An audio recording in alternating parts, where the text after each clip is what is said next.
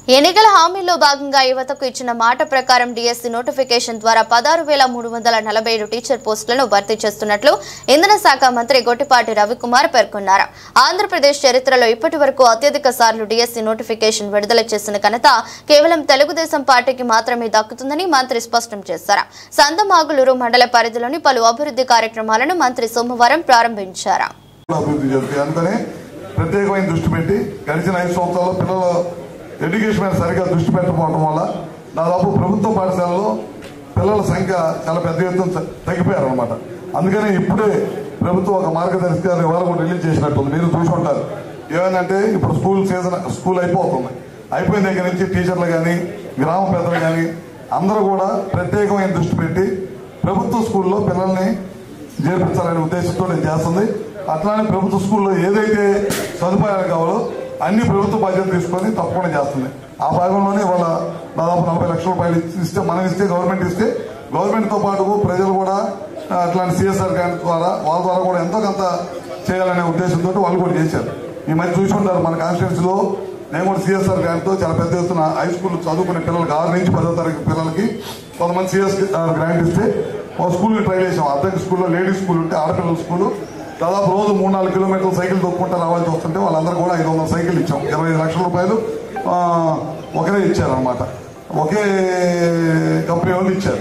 అట్లానే మన కాన్స్టిట్యూన్సీలో 6 నుంచి 10వ తరగతి చదువుకునే పిల్లలు దాదాపు 10,000 మంది నుంచి 12,000 మంది పిల్లలు ఉన్నారు. మగ పిల్లలు కానీ ఆడపిల్లలు కానీ వాళ్ళందరూ కూడా ఇవ్వమని అడిగాను. తొందరలోనే అవన్నీ కూడా తొందరలో కంప్లీట్ చేస్తాం. మొన్న ఈ మధ్య చాలా పెద్ద ఎత్తున ఇబ్బంది పడతా కాళ్ళు దెబ్బతిని యాక్సిడెంట్లో కాలిపోయి నడవలేక ఇబ్బంది పడుతుంటే వాళ్ళందరూ కూడా మన కాన్స్టిట్యూన్సీలోనే ఒక కంపెనీ ఉంది. వాళ్ళ ద్వారా దాదాపు 40 మందికి స్కూటర్లు, ఒక్కో స్కూటర్ 1,37,40,000 అయింది. మీ ఊళ్ళో కూడా ఇచ్చామని చెబుతున్నారు. ఒక 40 మందికి ఇచ్చాం. అంతకుముందు మన ఎలక్షన్ టైంలో ఒక ఎలక్షన్ ముందు దాదాపు ఎక్కడైతే ఉన్నారో వాళ్ళకి ఇప్పుడు దాకా 67 మందికో 68 మందికో మనం స్కూటర్లు కూడా ఇవ్వడం జరిగిందన్నమాట.